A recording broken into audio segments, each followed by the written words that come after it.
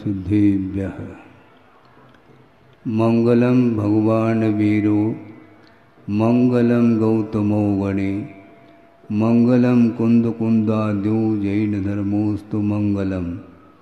सर्वमंगल मांगल्यम सर्वकल्याणकारकम प्रधानम सर्वधर्माणां जैनम जयतु शासनम। अहिंसा परमो धर्म की महावीर भगवान की। प्रातः स्मरणीय परम पूजाचार्य गुरुवर श्री विद्यासागर जी मुनि महाराज की जय। परम पूज्य नवाचार्य आचार्य समय सागर जी महाराज जी की जय। आचार्य संघ की जय। आरिका संघ की जय।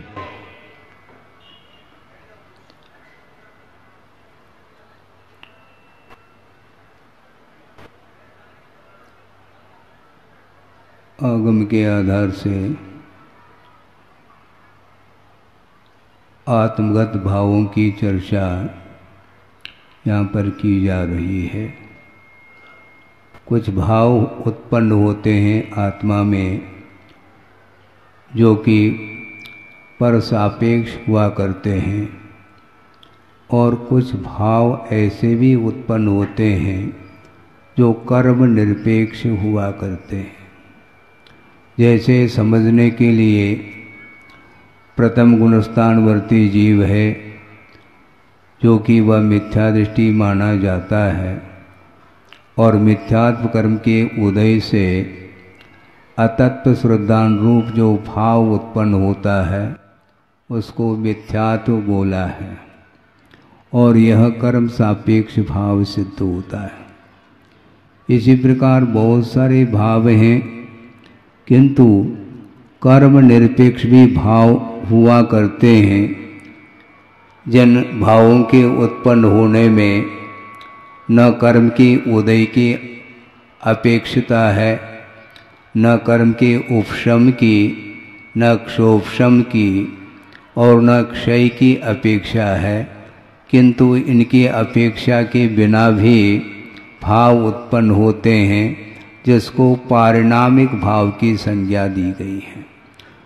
समझने के लिए उदाहरण के माध्यम से स्पष्ट करेंगे, क्योंकि सिद्धांत का विषय गूढ़ हुआ करता है। उसको समझने के लिए एक छोटा सा दृष्टांत दिया जाता है कि अग्नि की उष्णता, अग्नि में ईंधन को जलाने की क्षमता है, अग्नि में वस्तु को प्रकाशित करने की क्षमता है, और अग्नि में अन्न को पकाने की क्षमता है। ये सारी क्षमताएं उस अग्नि में हैं, किंतु वह अग्नि ईंधन को जलाती है तो किसके माध्यम से जलाती है? किसके माध्यम से जलाती है? अग्नि ईंधन को उष्ण गुण के माध्यम से ही ईंधन को जलाती है। तो अग्नि के साथ जो उष्ण गुण का संबंध है वह किसी कर्म के उदय के अपेक्षा के बिना उसका संबंध हो जाता है। इसी को पारिणामिक भाव बोला है। अग्नि की उष्णता यह अपने आप में किसी अन्य कारण की अपेक्षा रखे बिना वह स्वयं का ही वह गुण माना जाता है। किसी कारण से अग्नि गर्म हुई हो, यदि कारण को लेकर के अग्नि को हम उसकी उष्णता सिद्ध करते हैं तो उष्ण गुण के अभाव में अग्नि ठंडी होनी चाहिए। फिर ऐसा तो होता नहीं है, इसलिए कारण निरपेक्ष ही वह उष्णता मानी जाती है। इसी प्रकार जल की शीतलता भी किसी कारण की अपेक्षा रखे बिना ही उसकी शीतलता वह अपने आप में निजी वह परिणति है, वह भाव है। इसी प्रकार कुछ भाव पारिणामिक हुआ करते हैं जो कि जीवगत भाव माने जाते हैं। समझने के लिए भव्यत्व भाव और अभव्यत्व भाव, ये दोनों भाव और जीवत्व भाव, ये तीनों पारिणामिक भाव का अर्थ किसी कर्म की उदियाद की अपेक्षा नहीं रखते हैं। स्वयं चैतन्य गुण के अपेक्षा से वह जीव जी रहा है, जिएगा और जी चुका है, उसका नाम जीव कहा है। किंतु उसमें भव्यत्व भाव और अभव्यत्व भाव, दो भाव और सामने आते हैं। बहुत मार्मिक विषय है कि गुरुदेव के सामने किसी सज्जन ने अपनी पीड़ा व्यक्त की कि भगवान मुझे बहुत विकल्प सताता है। क्यों सताता है? इसलिए सताता है महाराज, मैं भव्य हूँ क्या अभव्य हूँ, ये मुझे बड़ी आकुलता है और पीड़ा है। मैं भव्य हूँ क्या अभव्य हूँ? तो गुरुदेव ने कहा शांति से बैठो, इसलिए क्योंकि अभव्य को कोई पीड़ा होती ही नहीं, क्योंकि मोक्ष को प्राप्त करने की जो उत्कंठा जिसके अंदर है, अपना हित चाहता है, उसका नाम भव्य बोला है। आप जानते हैं क्या? नहीं है? हित चाहते हैं, लेकिन हित कहाँ पर निहित है? दिल्ली में है? दिल्ली में आप कहाँ रहते हैं? मैं दिल्ली रहता हूँ, मैं आगरा रहता हूँ, मैं बॉम्बे रहता हूँ। अपने अपने स्थान को वो बताते हैं, किंतु आचार्य कहते हैं को आस्ते भवान, आप कहाँ रहते हो? तो आत्मनि ऐसा कहा, मैं आत्मा में रहता हूँ। वस्तुतः भव्य किसको बोलते हैं? भवितुम योग्य भव्य, जो रत्नत्रय को प्राप्त करने की, प्रकट करने की क्षमता जिसके अंदर विद्यमान रहती है, उसको भव्य घोषित किया है। और रत्नत्रय को प्राप्त करने की, अभिव्यक्त करने की क्षमता, योग्यता जिसके अंदर नहीं है, उद्घाटित करने की योग्यता, उसका नाम अभव्य कहा है। और यह भव्य और अभव्य जो विषय हैं, ये दोनों पारिणामिक भाव हैं और छद्मस्त ज्ञान गम्य नहीं हैं, क्योंकि ये दोनों भाव केवल ज्ञान गम्य हैं। केवल ही भगवान ही जान सकते हैं कि कौन भव्य है और कौन अभव्य है। यह विषय न अवधि ज्ञान का विषय बनता है, न मनपर्य ज्ञान का विषय बनता है। गणधर परमेष्टि भी नहीं जान पाएंगे कि कौन भव्य है और कौन अभव्य है। अनुमान से जाना अलग वस्तु, किंतु प्रत्यक्ष ज्ञान का विषय बनता है। तो आचार्य ये कहना चाह रहे हैं कि महाराज, जब केवल ज्ञान का जब ये विषय बनता है, तो हम और आप जान नहीं पाएंगे कि सभा में कौन भव्य और कौन अभव्य है। कम से कम इसकी पहचान तो होनी चाहिए। इस प्रकार द्रव्य संग्रह ग्रंथ में शिष्य ने जिज्ञासा व्यक्त की है, भगवान कि भव्य की क्या पहचान है? तो उत्तर ये दिया है कि भव्य की कोई पहचान नहीं है, वह दिव्य ज्ञान का विषय। फिर भी महाराज मोटे रूप से कम कोई लक्षण, कोई पहचान हो सकती है क्या? तो उत्तर देने का प्रयास ये किया है, और गुरुदेव ने भी बहुत अच्छे ढंग से इस विषय को हम लोगों के सामने रखा है। वो ये है कि कोई भी कार्य संपादित होता है तो वह द्रव्य, क्षेत्र, काल, भव और भाव के माध्यम से हुआ करता है। समझ रहे हैं आप? द्रव्य, क्षेत्र, काल, भव और भाव के माध्यम से ही कोई भी कार्य संपादित होता है, चाहे वह लौकिक कार्य हो अथवा परमार्थ संबंधी कार्य हो। तो ऐसी स्थिति में द्रव्य मिला, यानी मोक्ष प्राप्त करने योग्य जो शरीर है, औदारिक शरीर है, और उसमें भी मनुष्य भव मिला, और क्षेत्र कौन सा मिला? आर्यखंड मिला है? और आर्यखंड में भी उत्तम कुल की प्राप्ति हुई। बहुत सारे कुल हैं, न बड़कुल से कोई मतलब है हमें यहाँ पर, न छोटे कुल से मतलब है, किंतु उच्च कुल में जो पैदा होता है वह उत्तम कुल माना जाता है, जिस कुल के माध्यम से रत्नत्रय को प्राप्त करने के लिए वह कुल कारण सिद्ध होता है। तो इस प्रकार उत्तम कुल की भी उपलब्धि हुई है और देव गुरु शास्त्र का समागम भी हमें प्राप्त हुआ है। ये सारी जो मोक्ष मार्ग की जो बहिरंग सामग्री है, ये उत्पन्न या उपलब्ध होने के उपरांत भी जिसके अंदर मोक्ष मार्ग पर कदम रखने का भाव जागृत नहीं होता, उसका नाम अभव्य ऐसा स्थूल रूप से घोषित किया है।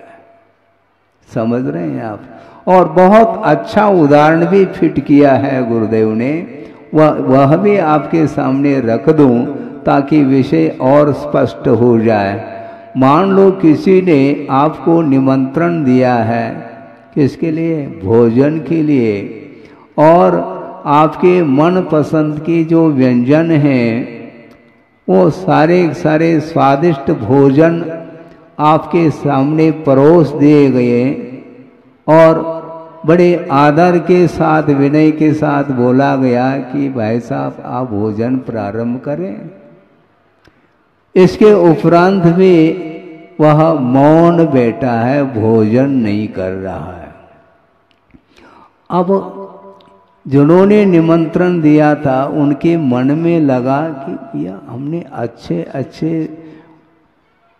व्यंजन तैयार किए हैं, स्वादिष्ट और अच्छी मात्रा में भी परोस दिया गया, इसके उपरांत भी ग्रास क्यों नहीं बना रहे, वो भोजन क्यों प्रारंभ नहीं कर रहे हैं?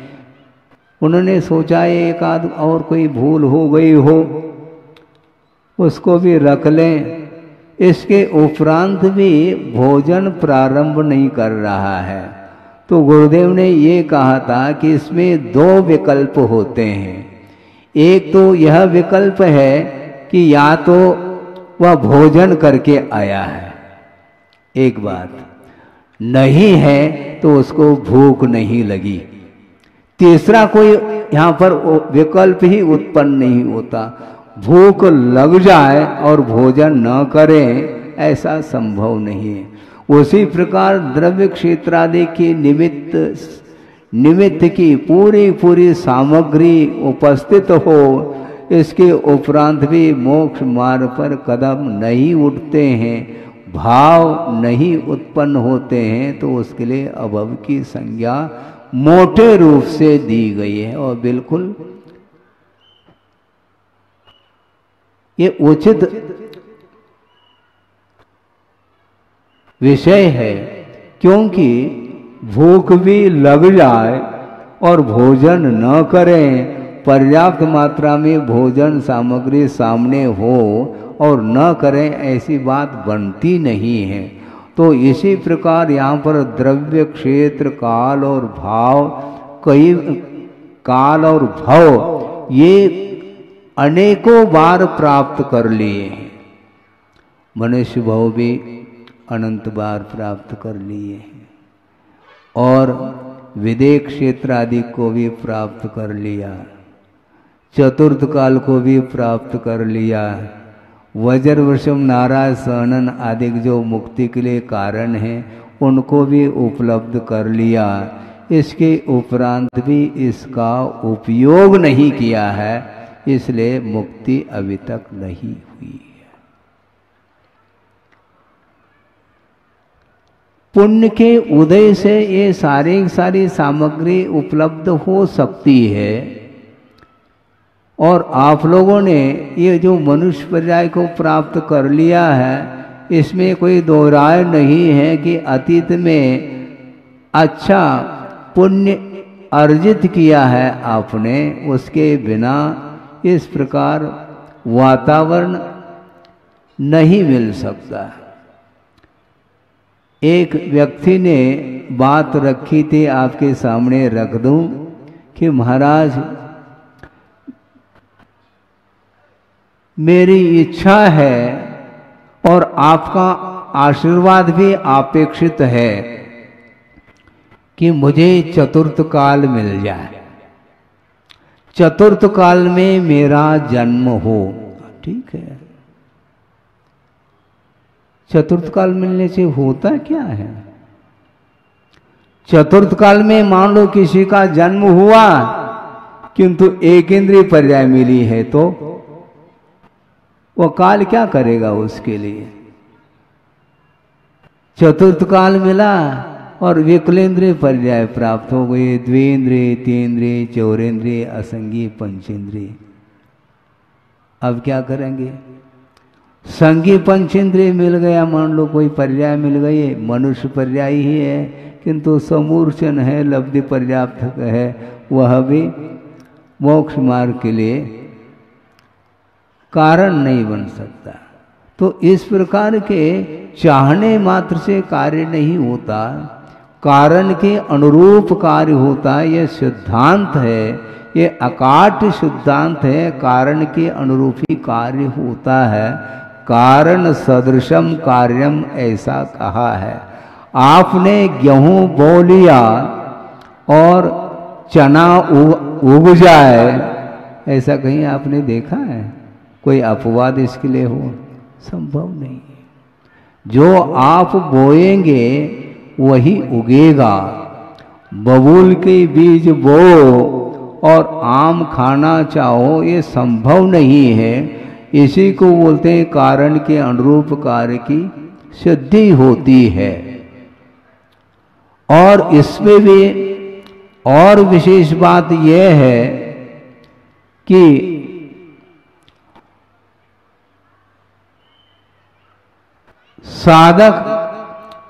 साधक कारण और बाधक कारण, ये दो कारण हैं।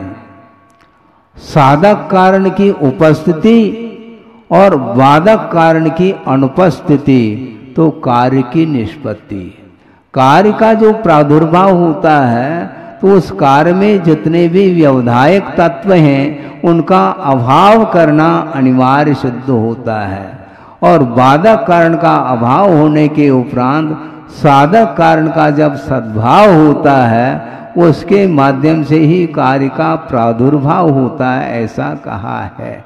इसलिए जितने भी बहिरंग निमित्त हैं वे उपलब्ध होने के उपरांत भी आत्माश्रित जो भाव हैं वह पवित्रतम भाव यदि उत्पन्न नहीं होते हैं तो ये सारे निमित्तों का मिलना और नहीं मिलना ये बराबर सिद्ध हो जाता है। इसलिए आगम के माध्यम से सारा विषय आपके सामने आ रहा है। बड़ी विचित्र दशा है। और दूसरी बात यह है, पुण्य का अर्जन करना बहुत सरल है। क्यों महाराज? सरल इसलिए है कि पुण्य का जो संचय होता है वह कषाय की मंदता में होता है। कषाय की मंदता में पुण्य का संचय हो जाता है।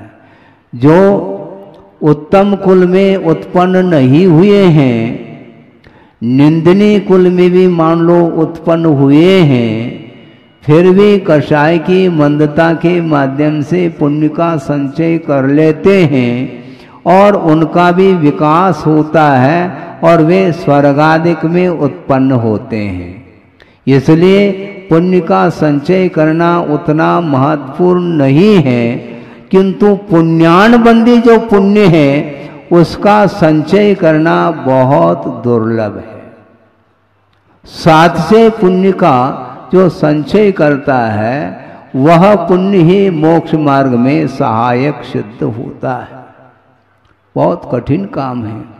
आपने पूजन किए हैं, प्रभु की पूजा कर ली, गुरु की भी पूजा कर ली। एक प्रसंग याद आ रहा है। कि आप लोग पूजन करते हैं और आपके उस पूजन को आचार्य महाराज एकाग्र होकर के उसको सुन भी रहे हैं और देख भी रहे हैं, किंतु प्रत्येक व्यक्ति का चिंतन वहां तक पहुंच नहीं पाता जहां तक गुरुदेव का चिंतन पहुंच जाता है। उनकी कितनी सूक्ष्म दृष्टि होगी, आपकी दृष्टि वहां तक नहीं पहुंच पाती। और रामटेक की बात है, आर्य का संघ भी वहां पर था और एक प्रसंग दिया था, और वह प्रसंग ये था कि पूजन करने के लिए पूजन सामग्री आप लेते हैं, उसको क्या बोलते हैं? अष्टमंगल द्रव्य। अष्टमंगल द्रव्य के माध्यम से प्रभु की अथवा गुरु की, शास्त्र की पूजा होती है। उस द्रव्य को मंगल क्यों कहा? सोचने की बात है। अष्टमंगल द्रव्य आपने थाली में उसको व्यवस्थित करके रखा है, धो करके शुद्ध करके रखा है, लेकिन उसको अष्टमंगल क्यों बोला है? वो पूजन सामग्री है, भोजन सामग्री नहीं।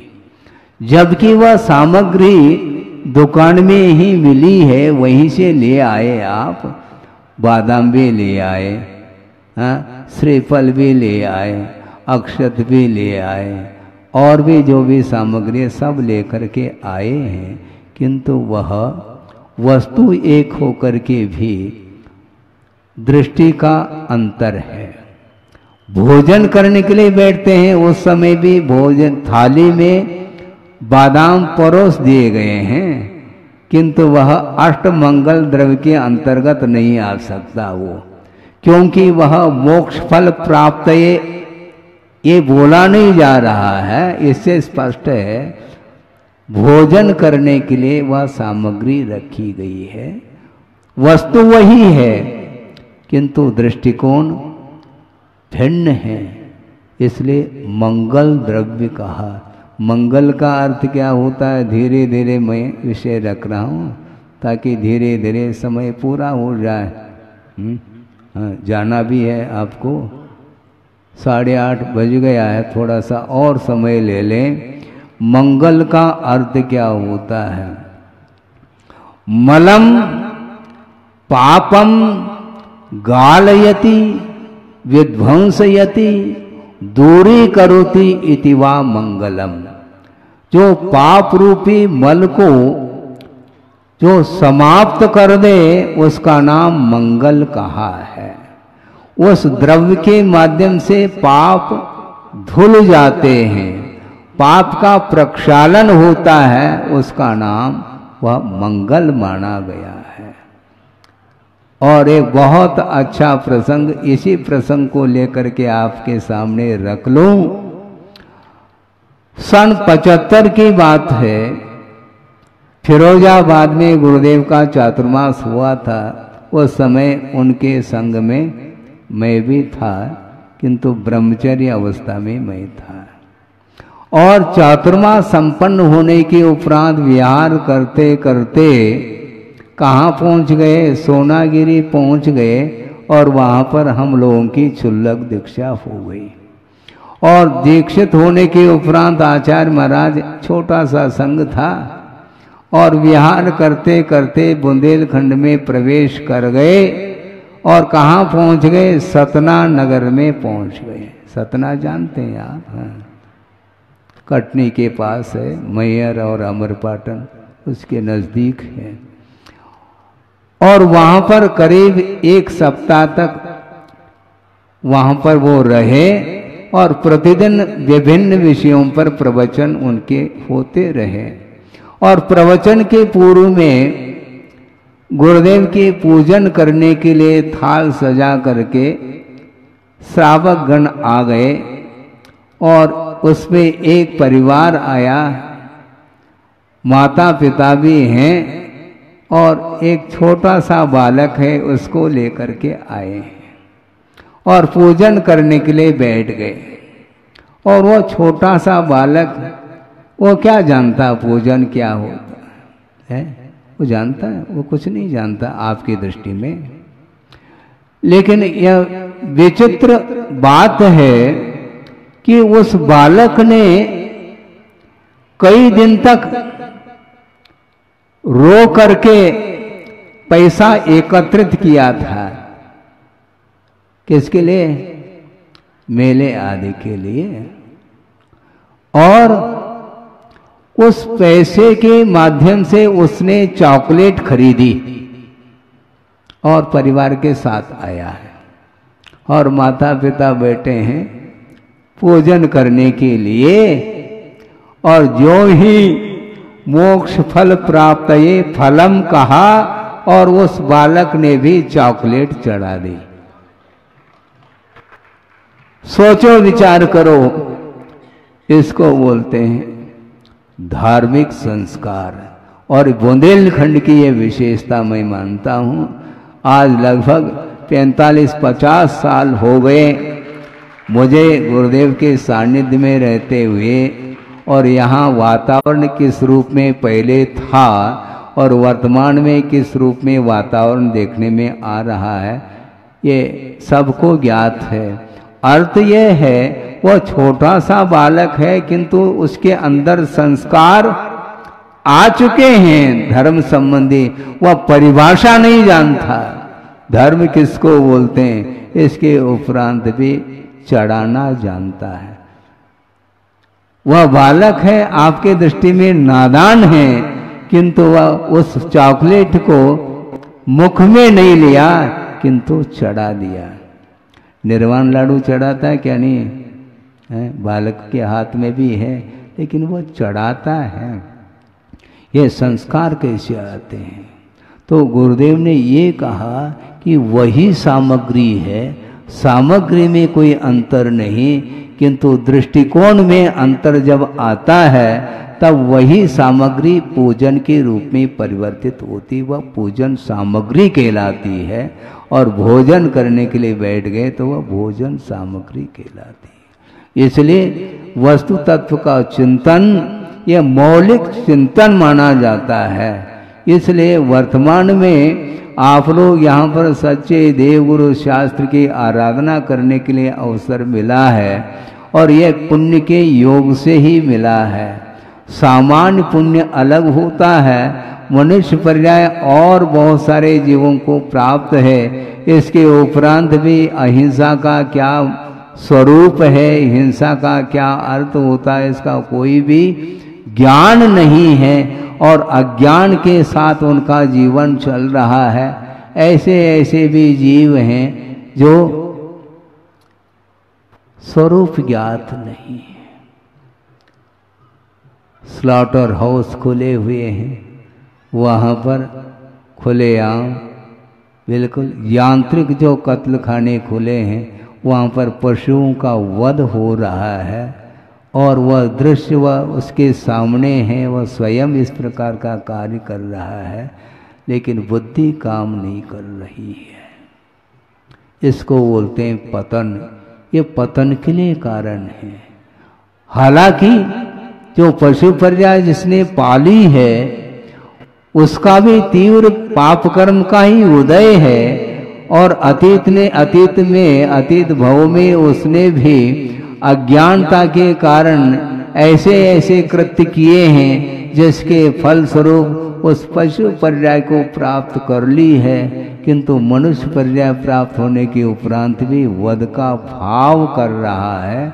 इसको बोलते हैं अज्ञान का यह परिपाक माना जाता है।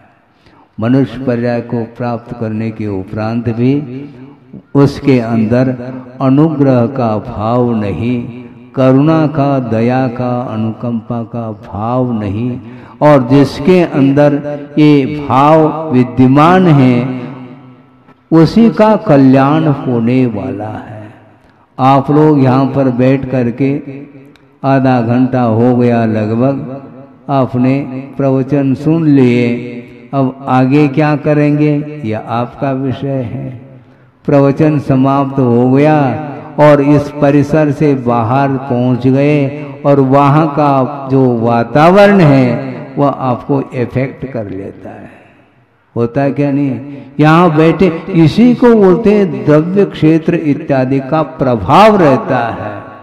जिस समय आप पूजन कर रहे होते हैं उस समय परिणामों में पवित्रता आती है, और जिस समय टेलीविजन पर बैठे हैं तो वहां पर राग का दृश्य आप देख रहे हैं, आपके अंदर पवित्र भाव संभव नहीं है। इसलिए द्रव्य क्षेत्र आदि के निमित्त को पा करके भी जिसके अंदर भावों में पवित्रता नहीं आती, भावों में उज्ज्वलता नहीं आती और देव गुरु शास्त्र के उपासना के भाव नहीं आते, उसका वह जीवन विकासोन्मुख नहीं किंतु उसका पतन होता है। इसलिए पतन और उत्थान ये किसी दूसरे के द्वारा नहीं होता, अपने ही आत्मगत परिणाम के माध्यम से उत्थान और पतन होता रहता है। इसलिए अनंत काल व्यतीत हुआ है, अब हमें जागृत होना है, यहाँ से बाहर जाने के लिए नहीं है। जागृत होने का अर्थ ये है भगवान अब कितने काल तक और संसार में रहना है। अनंत काल व्यतीत हुआ है, इसके उपरांत भी परिणामों में अंतर नहीं आया। ऐसा क्यों होता है? इसी को बोलते हैं प्रकृति। इसी को प्रकृति बोलते हैं। प्रकृति का अर्थ स्वभाव हो जाता है और वर्तमान में आत्मा का स्वभाव जैसा बन गया है कि वह कदम कदम पर वस्तु को लेकर के मोह करता रहता है। आमूल सिक्तः पैसा घृतेन न निम्ब वृक्ष मधुरत्वमेति। क्या कहा? आमूल सिक्तः पैसा घृतेन, दूध और घृत अर्थात घी, इससे सिंचन किया गया है वृक्ष का। आमूल चूर उसका सिंचन हुआ है घृत के द्वारा और दूध के द्वारा, किंतु न निम्ब वृक्ष मधुरत्वम एति। वह नीम का वृक्ष कभी भी मीठेपन को प्राप्त नहीं हो सकता। क्यों? प्रकृति है। उसी प्रकार अभव्य की यह प्रकृति है, कभी भी उसमें परिवर्तन संभव नहीं है। इसी को बोलते हैं। वह शास्त्र का अध्ययन कर ले, जिनलिंग धारण कर ले, कुछ भी कर ले, किंतु वह प्रकृति तो प्रकृति है, उसमें परिवर्तन संभव नहीं है। हाँ, न मुयदि पैड्यम अभव्यो, ऐसा कहा। अभव्य जीव अपनी प्रकृति को कभी भी छोड़ नहीं सकता। गुड़ दुद्धम पिबंता न पन्नया निमिषा होती। पन्नग बोलते हैं सर्प, और उसको आपने क्या पिलाया? दूध पिलाया, गुड़ मिला करके मीठा मीठा। गुड़ दुद्धम पिबंता न पन्नया निविषा होती। वह सर्प निर्विष नहीं हो सकता। उसी प्रकार अभव्य की यह परिणति है, वह कभी भी अपनी प्रकृति को छोड़ नहीं सकता। इसलिए कौन अभव्य कौन भव्य है, यह विषय केवली का विषय है, वहाँ तक हमें नहीं जाना है।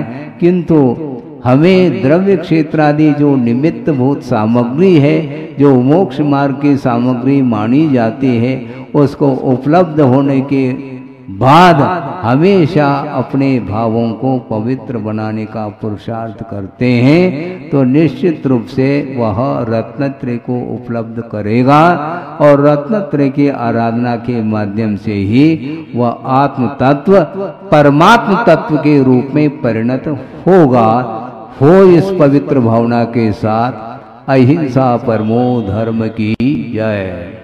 बोधि समाधि परिणाम शुद्धि स्वात्मोपलब्धि शिव सौख्य सिद्धि चिंतामणिम चिंतित वस्तुदाने त्वां वंद मानस्य ममास्तुते। परम पूज्याचार्य गुरुवर श्री विद्यासागर जी। मंगलम भगवान वीरो मंगलम गौतमो गणे मंगलम कुंद कुंदाल्यो जैन धर्मोस्तु मंगलम सर्वमंगल मांगल्यम सर्वकल्याणकारकं प्रधानं सर्वधर्माणां जैनम जयतु शासनम।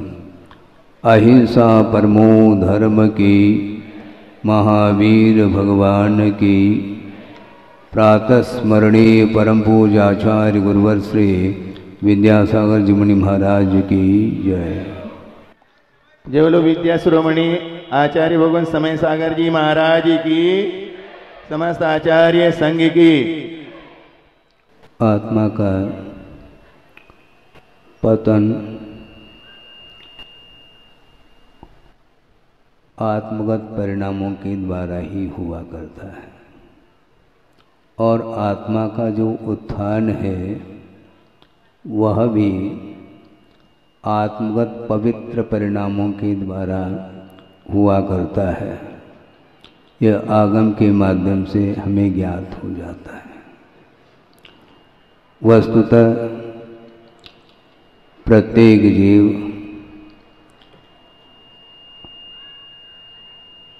स्वतंत्र परिणमन कर सकता है, किंतु उसकी जो स्वतंत्रता है वह लुप्त हो चुकी है। कर्माधीन परिणमन जब तक इस जीव का चलेगा तब तक वह बंधन का ही अनुभव करता है और बंधन का अनुभव करता हुआ संसारी प्राणी अनेक प्रकार के परिणाम कर लेता है। कलुषित भावों के माध्यम से उसका पतन होता है और कलुषित भावों के लिए ऐसे कौन से पदार्थ हैं जिनके माध्यम से वह आत्मा पतित होती चली जाती है। एक कारिका के माध्यम से इस विषय को थोड़ा सा विस्तार देना चाहते हैं। समय काफ़ी हुआ है, 8:45 बजा है। 8:30 बजे कल प्रवचन समाप्त हुआ था और 8:45 बजे प्रारंभ हो रहा है। कभी भी प्रारंभ हो समय पर समाप्त किया जाएगा। अतृप्ति जनकम मोह अतृप्ति जनकम मोह दाव वन्नेर महेंदनम असात संततेर बीज मक्ष सौख्यम जगुर्जिनाः। जिनेन्द्र भगवान ने स्पष्ट कहा है कि अक्ष सौख्यम इंद्रियों के माध्यम से उत्पन्न होने वाला जो सुख है वह किमात्मक है, अतृप्ति जनकम ऐसा कहा, तृप्तिजनक नहीं है। तृप्तिम न जनयति इति अतृप्तिजनकः। जो तृप्ति को उत्पन्न नहीं करता है ऐसा वह अक्ष सौख्य अर्थात पांचों इंद्रियों के माध्यम से उत्पन्न होने वाला सुख हुआ करता है। और वह सुख कैसा है? मोह दाव वन्नेर महेंदनम कहा। मोह रूपी दावाग्नि को प्रज्वलित करने के लिए वह ईंधन का काम करता है। इंद्रिय सुख रुचता है संसारी प्राणी को, किंतु आचार्य ये कहना चाहते हैं मोह रूपी जो दावाग्नि है उसको और उद्दीप्त करना है तो उसके लिए यह इंद्रिय सुख ईंधन का काम करता है। दीपक आपने जलाया है और दीपक जल रहा है तेल के द्वारा, वह तेल अथवा घी उस दीपक के लिए क्या काम कर रहा है? ईंधन का काम कर रहा है। ईंधन के बिना अग्नि जलती नहीं। ईंधन समाप्त हो जाए वह अग्नि बुझ जाती है, किंतु मोहरूपी दावाग्नि अनंत काल से वह अग्नि जल रही है अखंड रूप से। एक क्षण के लिए भी मोह का अभाव नहीं हुआ है अभी तक। अतीत अनंत काल हो चुका है, इसके उपरांत भी अभी भी वह अग्नि शांत नहीं हो रही है, क्योंकि उसके लिए ईंधन प्रतिपल मिल रहा है। ईंधन डालते ही चले जाओ और अग्नि को बुझाना चाहो तो संभव नहीं है। और असात संततेर बीजम कहा, दुख की परंपरा का वह बीज है। दुख उत्पन्न हो रहा है महाराज, ये दुख कैसा समाप्त हो, कैसा समाप्त हो। इस प्रकार आप प्रभु के चरणों में हाथ भी जोड़ोगे तो भगवान सुनने वाले नहीं, वो सुनते नहीं और वो कुछ बोलते नहीं, क्योंकि उन्होंने जगत का जो स्वरूप है उसका उन्हें बोध हो चुका है। इसलिए ये संसारी प्राणी उपदेश देने मात्र से वह मानता नहीं है, क्योंकि जब तक अनुभव नहीं होगा तब तक वह ज्ञान प्रकट भी नहीं होता। अनुभव अनंत काल से हो रहा है, दुख का अनुभव हो रहा है। इसके उपरांत भी विषयों के प्रति, पंचेंद्रिय के विषयों के प्रति जो आकर्षण बना हुआ है वह समाप्त नहीं हो रहा है। और उसको समाप्त करने के लिए भी जिनेंद्र भगवान की आराधना हमें करनी है। सहस्त्रकूट का निर्माण हुआ है और उसमें बिंब स्थापित हो रहे हैं, और उनका दर्शन करके हम अपने मोह को शांत करना है। हमें अपने आप शांत नहीं होगा, क्योंकि वह अग्नि अपने आप जल नहीं रही है। विषयों के कारण ही वह अग्नि, मोह रूपी अग्नि और उद्दीप्त हो रही है। इसलिए विषयों से अपने मुख को मोड़ने की आवश्यकता है। कैसे मोड़े महाराज? हैं, चारों ओर विषय दिखाई देते हैं, हम क्या करें? आंख खोलेंगे तो पांचों इंद्रियों के विषय आपके सामने उपस्थित हैं, किंतु उन पदार्थों को देखते हुए भी ग्रहण करने का भाव नहीं होना चाहिए। ग्रहण करना ठीक नहीं, क्योंकि अपने से पृथकभूत जो पदार्थ हैं वे अपने नहीं हो सकते हैं। तो अपना जो स्वरूप है उसको देखने के लिए विषयों से आंख मूंदना होगा। और आज आंख मैंने बंद करने के उपरांत भी वही दृश्य देखने में आता है। वो आएगा, क्योंकि अनादिकालीन जो मोहजन्य संस्कार हैं उन संस्कारों के माध्यम से आप आंख बंद भी कर दो तो भी वह दृश्य देखने में आता है। यह ज्ञेय के साथ ज्ञान का संबंध हो जाता है, तो एक बार वह पदार्थ परिचय में आता है तो वह विस्मृत नहीं हो पाता है। तो विस्मृत करने के लिए अपने को डाइवर्शन देने की आवश्यकता है। उपयोग जिस ओर जा रहा है उसको परिवर्तित करना हमें पुरुषार्थ के माध्यम से आवश्यक है। बल्कि गुरुदेव ने कई बार कहा है कि आप लोग सभी ध्यानस्थ हैं। महाराज कैसी बात कर रहे हैं आप? हम ध्यानी हैं, हाँ बिल्कुल।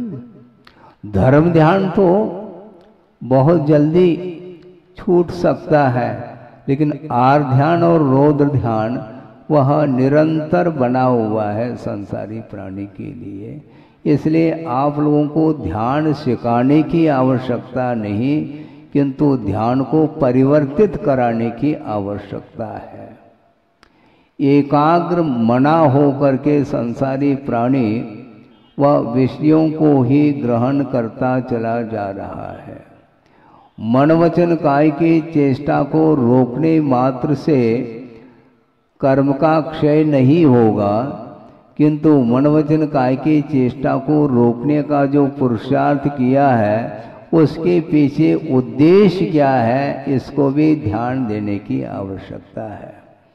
और गुरुदेव ने ये भी बात कही है कई बार कि सच्चे देव गुरु शास्त्र ही इस संसारी प्राणी को संसार से ऊपर उठाने में कारण है। ये बिल्कुल ठीक है, किंतु सच्चे देवगुरु शास्त्र की आराधना करता हुआ भी वह संसारी प्राणी पतन का अनुभव कर सकता है। ये कैसी बात कह रहे हैं महाराज, ये तो आश्चर्य उत्पन्न करने वाला विषय है। इसलिए विषय है, एक प्रसंग आपके सामने रख रहा हूँ, गुरुदेव ने भी कई बार रखा है और आपको वह विषय ज्ञात भी है, किंतु मात्र विषय ज्ञात होना पर्याप्त नहीं है, किंतु प्रति समय ज्ञान के माध्यम से अपने उपयोग को परिमार्जित करने की आवश्यकता है। वह ये है, शांतिनाथ भगवान के जनालय में कौन पहुंचा है? आ गया?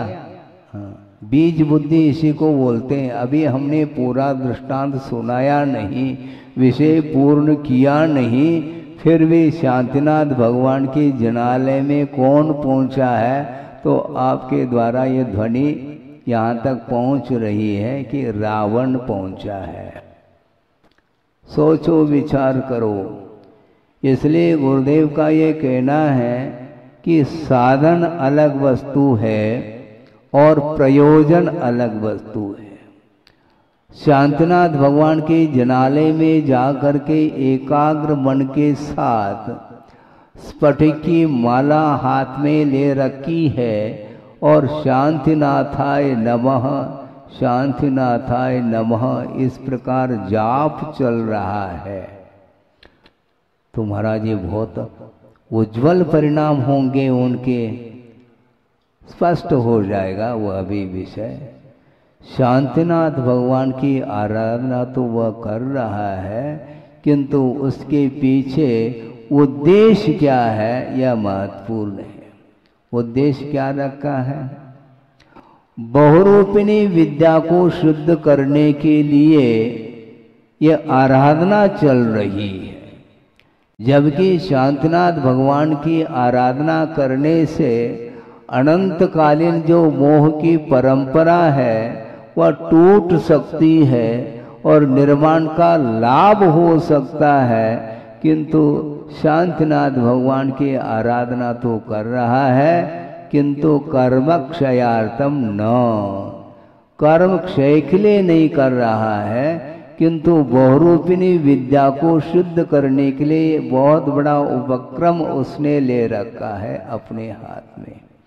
और बहुरूपिणी विद्या को शुद्ध करके करना क्या चाहता है वो? और कुछ नहीं करना चाहता है।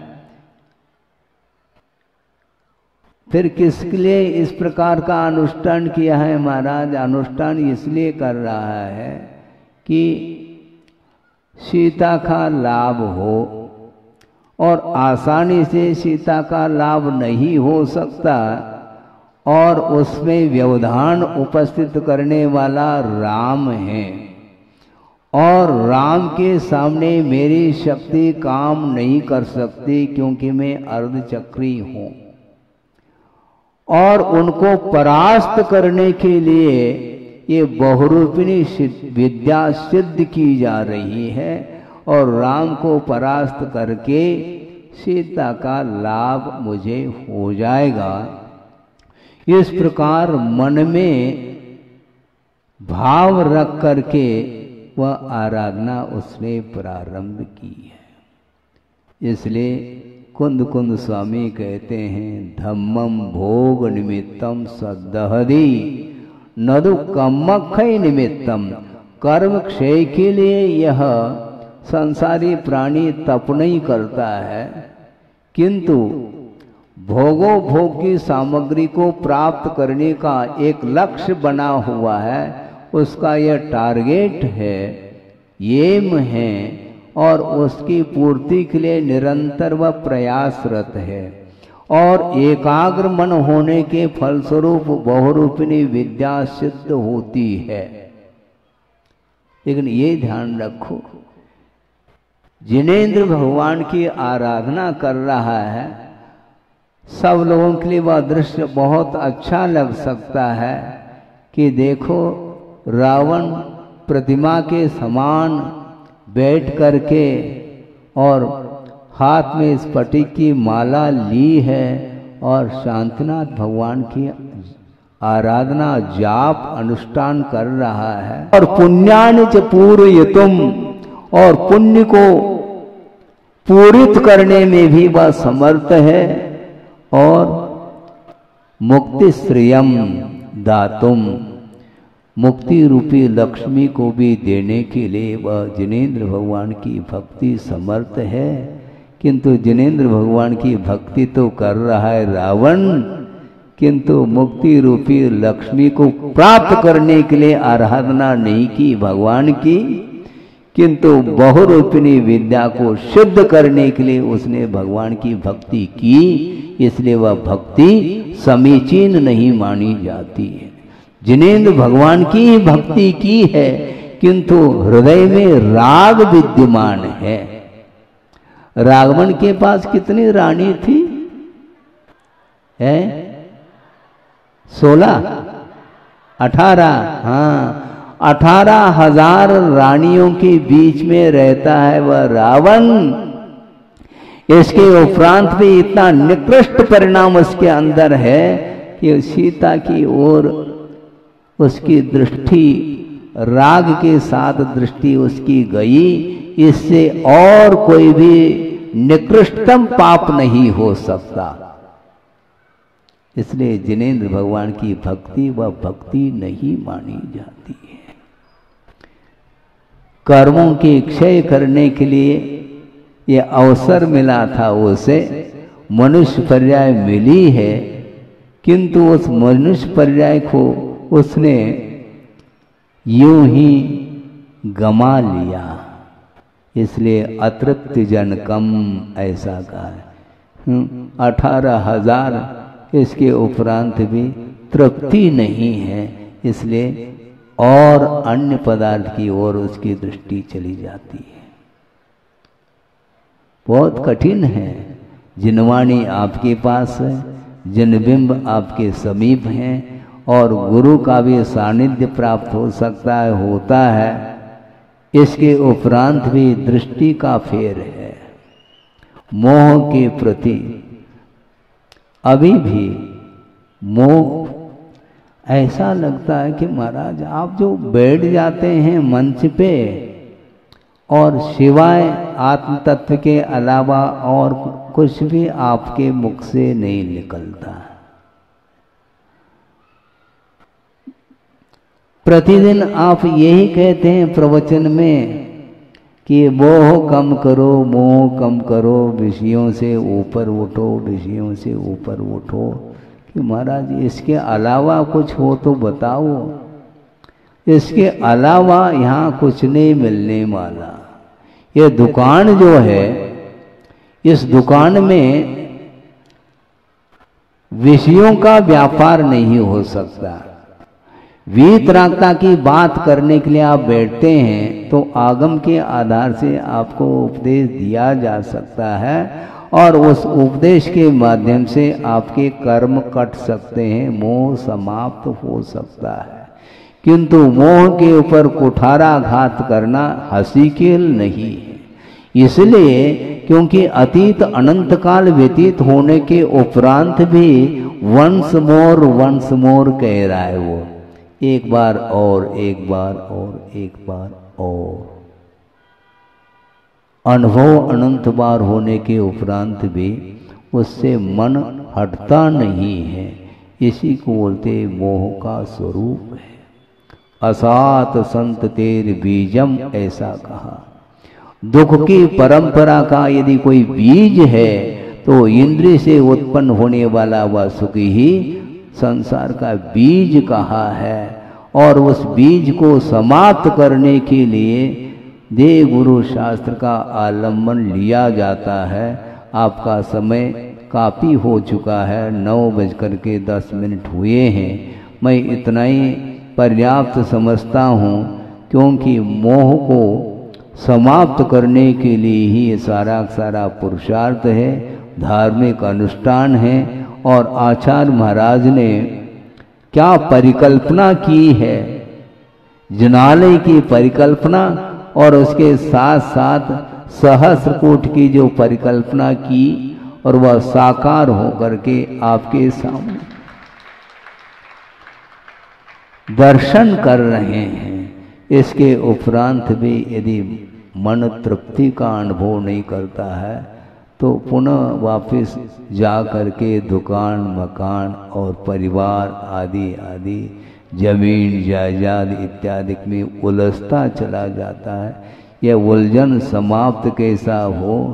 समाप्त तो अपने आप नहीं होगा, क्योंकि अपने आप कर्म का यदि बंद होता तो अपने आप कर्म का क्षय भी हो जाता, किंतु परिणामों के माध्यम से ही कर्म का बंद किया है। और अज्ञान दशा में कलुषित परिणामों के माध्यम से कर्म का बंद किया है, तो पवित्रतम परिणाम के माध्यम से ही कर्मों की निर्जरा हो सकती है।